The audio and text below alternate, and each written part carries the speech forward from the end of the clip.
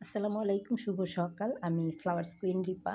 অনেকেই জানতে চান যে বিড়াল কিভাবে পটি করা শিখাবো, যারা নতুন বিড়াল পালেন বা অনেকে যারা বিড়াল পালেন না বা কেউ বিড়াল পালছে দেখে আপনাদের মনে হয়তো বা প্রশ্ন জাগে কি ব্যাপার, বিড়াল পালে বিড়াল কোথায় পি করে, কোথায় পটি করে, মনে হয় খুব নোংরা করে।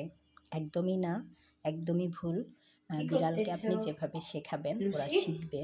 আপনাকে শেখাতে হবে যে এখানে পি করো, এখানে পটি করো, আর ওরা সবসময় একটা জায়গা বেছে নেবে যে ওখানে পি করবে, পটি করবে। যেমন প্রথমে আমি ওদের শিখিয়েছিলাম লিটারে, লিটারে শিখিয়েছিলাম। লিটারে খরচ বেশি, তার থেকে বড় কথা লিটার আমার পছন্দ না, যার জন্য আমি এইটা শিখিয়েছি।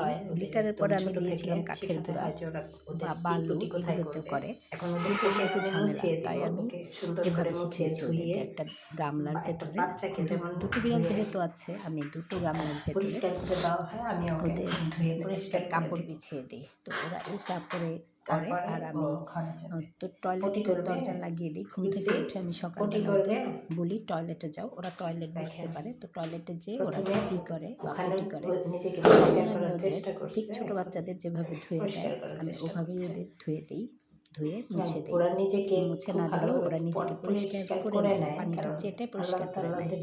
আর আমি মুছে দিই যেন ওদের ঠান্ডা না লাগে। তো এইভাবেই ওদের পটি করে। আবার গামলা না দিলে করে কি, ওই যে হাইকমান্ড আছে, হাইকমান্ডের পাশে পি করে।